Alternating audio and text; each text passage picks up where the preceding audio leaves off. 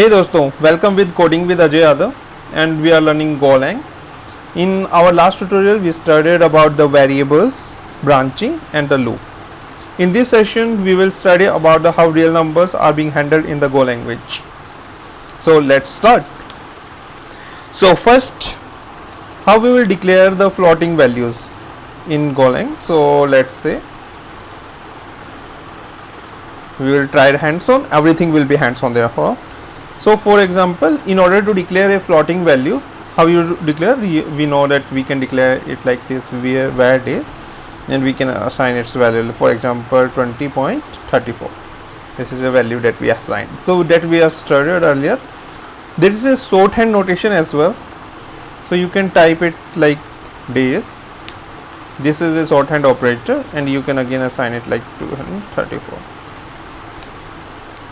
But in Golang, that we in our first introduction session we have studied that every variable in the Golang has a type, but we explicitly we are not declaring a type here.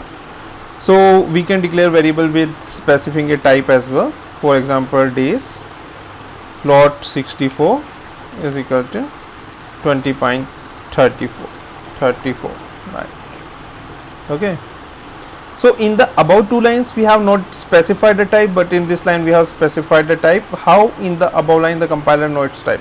So if looking at the values, you and me can directly identify that it is a floating type value. So similarly, the Go compiler is smart enough so that it can detect its type. Okay.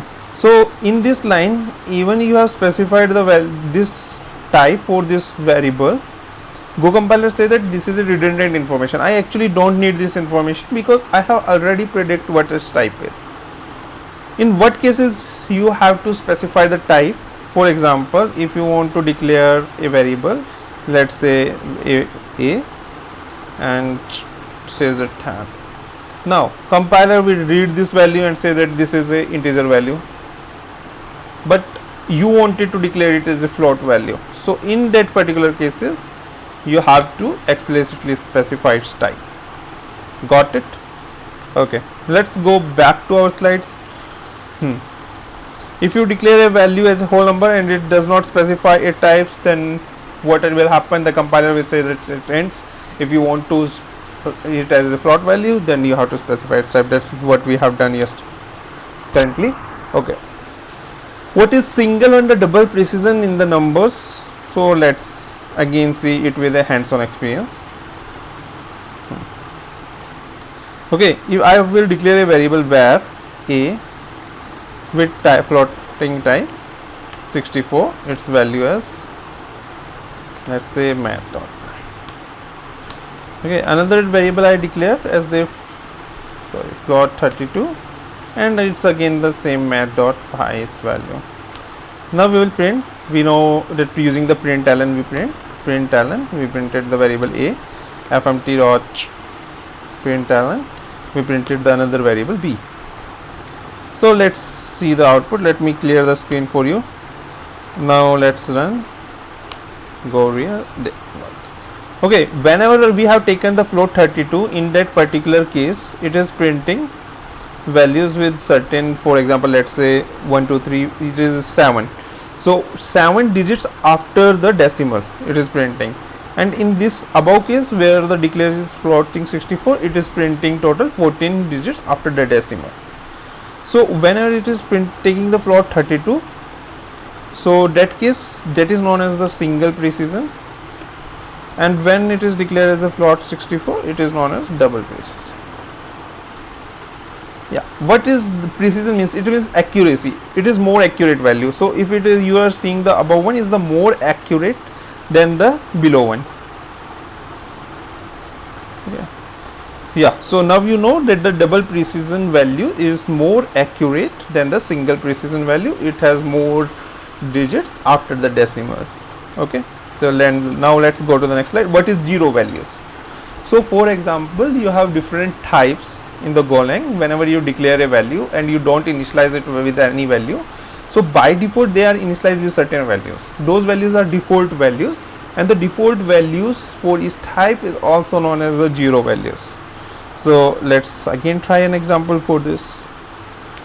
okay, where a type is int, okay, we just declare a variable, where b we declare it as a float, let's say 32, where c is boolean, where d is string.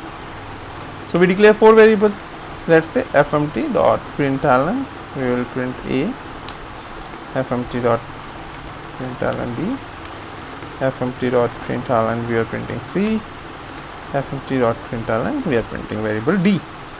So we have printed all these variables. So what will it output? It will output the 0 values for each of these types that we have specified above.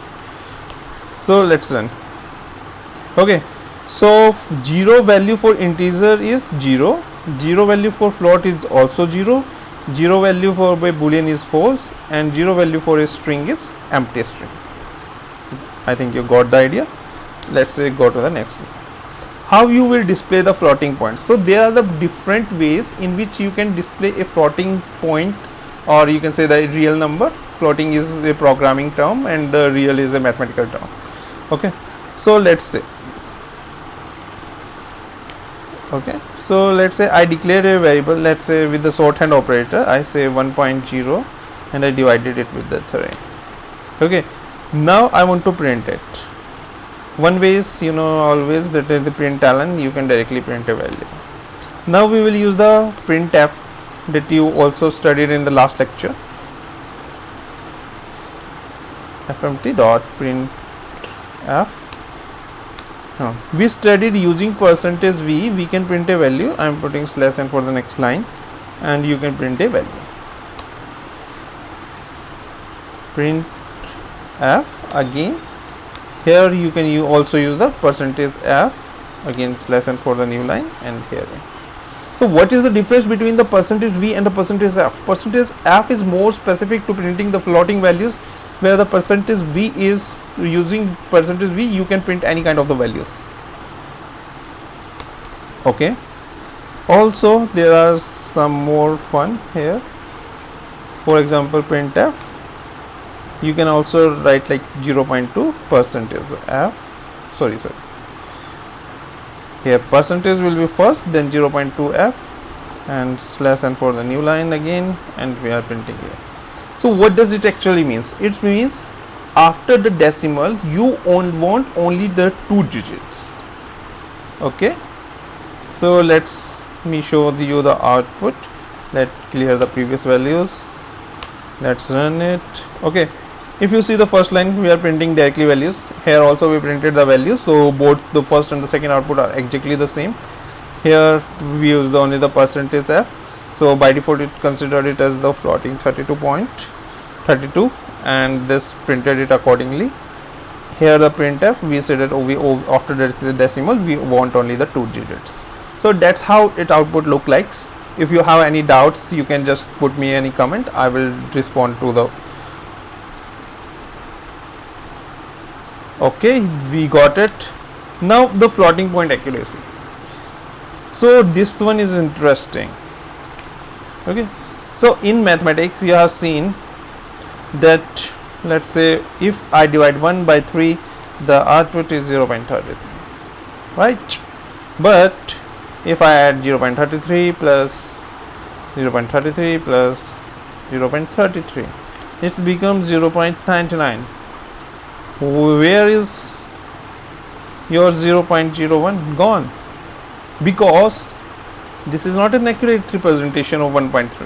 1.3 is 0.33333 up to infinite times, and similarly 1 by 3 0.33 up to infinite times. And whenever you add those kind of values, so those will result into the 1.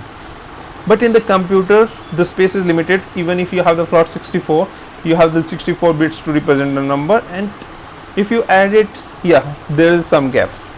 But thanks to programming language, that they handle this kind of scenario very well.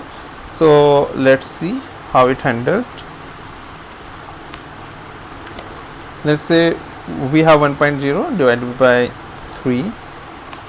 Okay, fmt dot println I did a plus a plus a. Okay, let me clear again. So what should be the output? देखो 0.33, it might add 0.33, 0.30. Ideally it should be 0.999 and up to the 64 bits memory that we have, but the right output here it will show is 1. So how it does it? It does some round off and give you the exact result. But because of this round off, there are some other gaps that the language become have. 1. So let's see, if I have a variable with the value 0.1 and I added here plus 1 is equal to 0.2. So what will be its value? Well, it's 0.3. Let's see, print ln, and I printed the A. Clear? This ideally we are expecting output at the 0.3, but it becomes 0.04. This is because of the some rounding off that the programming language does. So because of that, this values becomes inaccurate. So what we have to do? What is the disadvantage we got because of this? Because earlier you were expecting that 0.3, then you said that fmt.println awesome calculation, else fmt.println it is wrong calculation. So ideally you were expecting that 0.3, you compared it with the 0.3 and you expected that, oh, I will get the awesome calculation as the output, but when you actually run the program you find, oh, it's wrong calculation. So how to handle such scenarios? So to handle such scenarios, we actually handle it like this: math.absolute, whatever your value, what is you expecting, okay, and it is lesser than up to which precision you are calculating. So I am after decimal, I am calculating up to the 3. So let's now check the output. Awesome calculation. So now your output is correct. So yeah, that's all for the today. I hope you enjoyed the video. Please like and share, and I will come up with the new video. Hope I will come soon. So thank you.